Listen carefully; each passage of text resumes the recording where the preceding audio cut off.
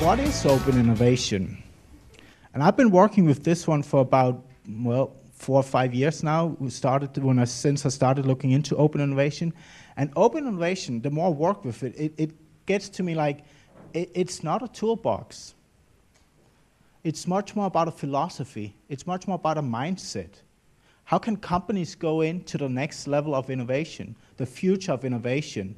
How can they embrace the openness that comes with open innovation?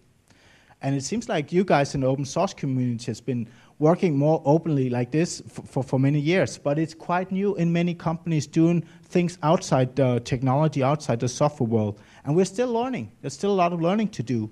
But it's very important to go and take it more as a philosophy and a mindset that you should embrace here.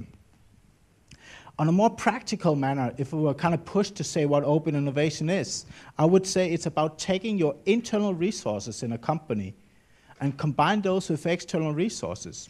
Look at the opportunities this gives you and then execute on it. Still quite simple, but I cannot give you a toolbox. I cannot give you 5 slides and then you know everything about what open innovation is. It's just too hard to define innovation, and hence it's just as difficult to define what open innovation is. I think we're back on. Okay, just my website. And by the way, I just wrote a book called The Open Innovation Revolution. The revolution piece is more a publisher trick. It's not a revolution out there, but it's definitely a paradigm shift. Just to give you an idea what open innovation is, I like this sentence that I read in a magazine from a guy from Google, Bradley Horowitz, and you can kind of read along. But the essence of it is, it's not about having all the right people working at your company. It's about having access to the right people.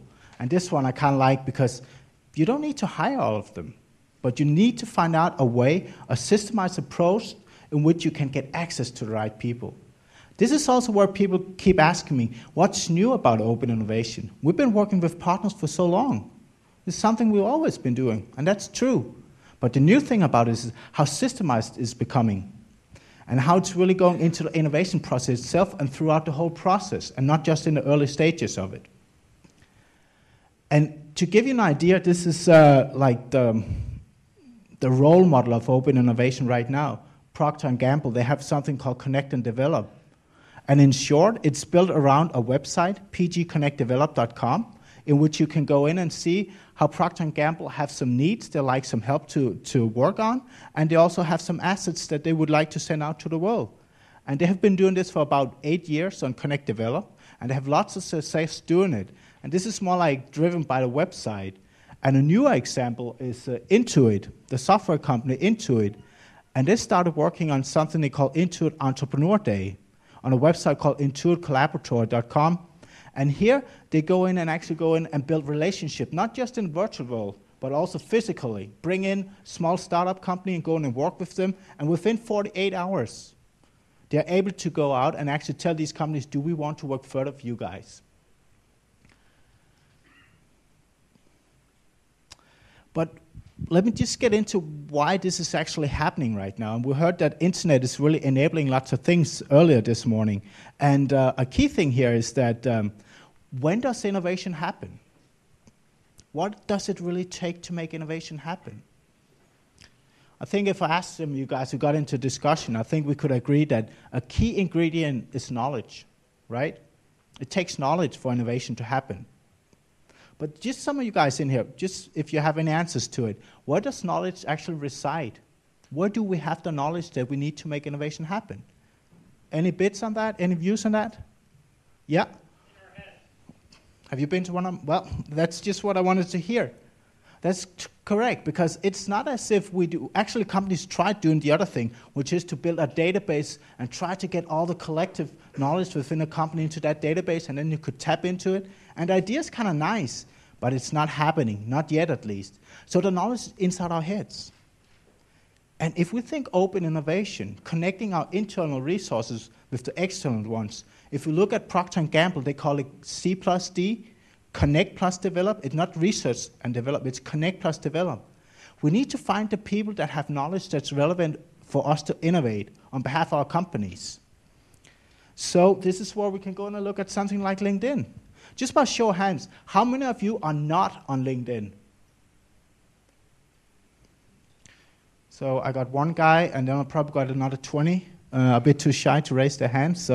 But I'm glad to see that so many of you guys are actually on LinkedIn today. It's going to be very important because this is where we're going to find you guys in the future. And the example I could have shown you if I were online on this one was that if I go up here and I search people, and I take a very specific keyword, a very specific technology, like hydroacylene acids, something very, I never heard of this one. I have about 600 people in my network, which is a lot of people, and networks effect means I get around a lot. But within 10 seconds, I can find anywhere from 200 to 2,000 people working on this very specific topic. Finding the right people, identifying the right people is no longer an issue. So the thing is, now we know there are people out there. The thing is, how can companies go in and set up systems and processes to actually tap into these people? And that's what the companies I'm working with right now, that's what they're looking into. How can we create a culture that's open to open innovation? And how can we make it happen? I wanted to show you a video here, but unfortunately not. But I just, on this one, something that's happening right now and changing things is the world order is changing. I think we can all agree that the Western world is facing some serious challenges. I'm from Denmark. It's a tiny country, and we definitely have our challenges. I mean, I'm sorry to say you guys, but here in France, but you have even bigger challenges here, the French people of you, with the systems that we have, the societies we have right now. And we're really being challenged by the development in India, China. I spent a lot of time in Brazil this summer and see what's going on out there. We're really being pushed.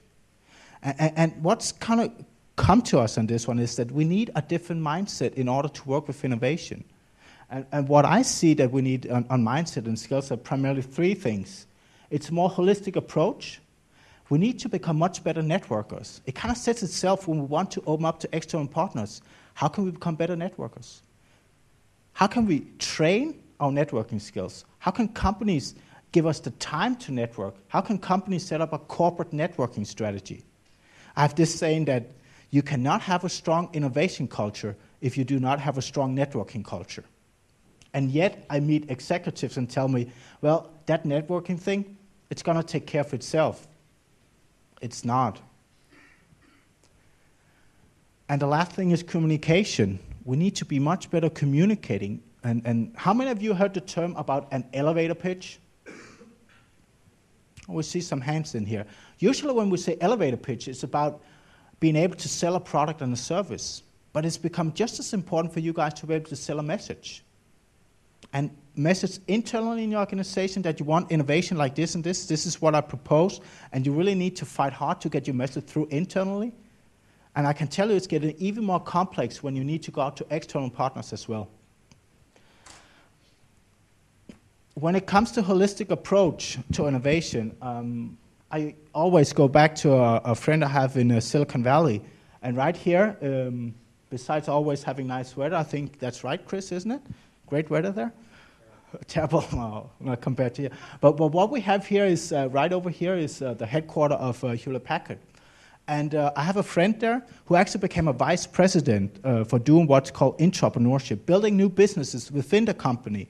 And he did that 5 times over 20 years. Major projects that really became big in there. The Voodoo PC, and he helped set up some big businesses in China as well. And he became a vice president. And a key learning he had, working in a big company like that, is something like this one, that an entrepreneur must have the ability to see opportunities across 3 business functions, a minimum of 3 business functions. I think that's quite interesting. If you really want to have success, it's not enough just to work in R&D. You need to go beyond. You actually need to go out and get your colleagues on board from different business functions. At least 3, according to Paul Campbell, if you want to be successful. I can show you another example on how to actually go in and have a more holistic approach on innovation. This model was actually developed about 10 years ago by a company called Doblin, Doblin.com. And what they learned about 10 years ago was this: 96% of all product innovation fail. It's ridiculous. 96% of everything was sent to market failed. And they started to look into why is this happening. And based on this, they created this framework Some call it the innovation piano, or the 10 types of innovation, as we can see up here. And quite interesting, what they found out in research is that we used to, and I still think this is the case, although the research is getting a bit old, but it's still the case in many companies, that we spend so much effort on the offering itself, the product and the product system. But what they learned, and what I think is very important for you guys when you start working with innovation, or when you do your work with innovation, is that, is it enough to just focus here? This is where our efforts are. But what about a return on investment? Quite interesting to see that it's over here in areas where we do not really put that much focus in the innovation process. That's why you get the return on investment. Just to give you an idea on finance here, what made Dell a big company 10, 15 years ago from now? Some of you would say it's because we could go and configure our computers ourselves. That's true. A very nice supply chain setup they had. But what is the absolute last thing we do when we buy online? Then and today. We take out our credit card and ka-ching, they get the money. And what happens with a company like Dell when you get all your money up front and you pay your suppliers 60 to 90 days later? That actually helped go in and finance the growth of that company. Just getting advance payments like that. And that's a good example on how you can go on and work with finance on actually creating a business model. Then it should be said that models like this, especially with the fast pace of change we have today, is being copied and actually neutralized by competitors over and over again. But it's a nice example on actually how to go and work on this one. Another example on delivery, the challenger brand. Just one question. How many of your companies, how many of your customers have a tattoo on your forearm of your company brand and company logo? I haven't seen any bull here. I've seen some red hats. That's all I've seen. That's quite a nice way of doing it. But just look at Harley-Davidson and how they invest in creating an experience, especially on delivery channels. So tough that they now get people actually having tattoos on their forearms on Harley-Davidson.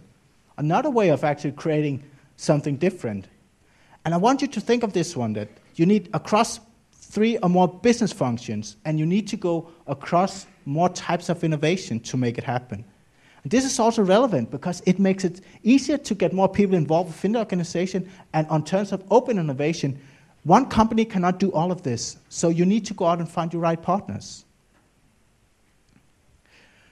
Another thing that's very interesting right now is that it's not one company trying to build something great, a startup, or whether it's a project within a large company. It's no longer in which you do everything yourself for 2 or 3 years, and then you got to say, here's our product, now we're ready to sell it. What's happening today is ecosystem, a set of partners form together, and then they crash against another ecosystem. So it's about creating the best ecosystems out there, the best combined offering that you can get from these partners. This is a nice example of the electric car, a company called Better Place, trying to assemble this ecosystem of different partners.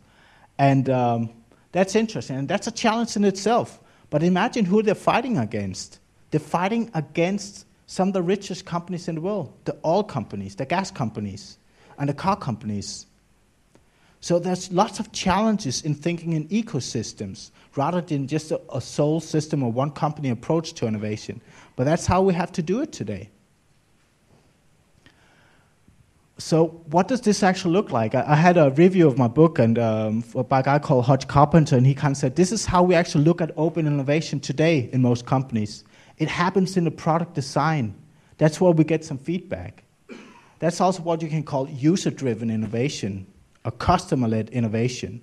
It happens in the early stages. And then you might get something in the marketing phases, but nothing really happens here.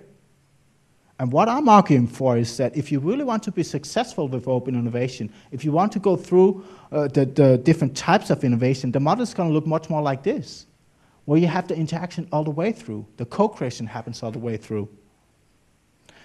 I'm not sure how new this is to open source world, but I can tell you that to companies that are making products, and more traditional companies outside the software company, this is quite new to them, and they're really struggling in this one. But they're becoming better, and Steve is going to tell us about how Innocentive, as one company, is really helping driving as an intermediary, in a sense, is really helping to drive this as well. I will actually not talk too much about these things anymore, about networking and communication, but this is some of the questions that we've been asking on open source, open innovation. What are the differences, similarities, and how can we learn and benefit from each other? And that's why we have the panel discussion for about 40 minutes, where we'll try to get into some of these things. And we have a pretty big group here, but I'll still try to take some questions. So on the intersection of open innovation, open source, if you have any questions, think of them, and we'll take them as we go along. This is just my last slide, and I just wanted to say that I had a discussion with Chris Grams, who used to work at Red Hat, and now at a New Kind, an agency in the US. And I liked his view on this one, where he kind of said that open source, it has lots of contributors, and it's a lot of beneficiaries, so it kind of puts it up here.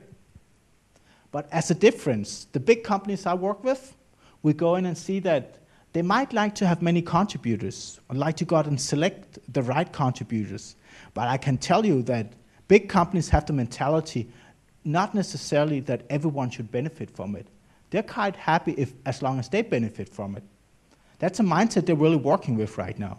They're trying to go in and see, how can we create better win-win situations? And I think that's where we really have a lot to learn from the open source community. How can we create win-win for everyone? And just half-jokingly, I overheard an executive at a recent conference say that, well, when we talk about win-win situations with our partners, it's very much about, like, yeah, we get to kick the little guy twice. And that's their definition of win-win. So I'm just going to give it over to Steve, and he'll give a talk about 15 minutes, and then we'll have the panel discussions. Thank you.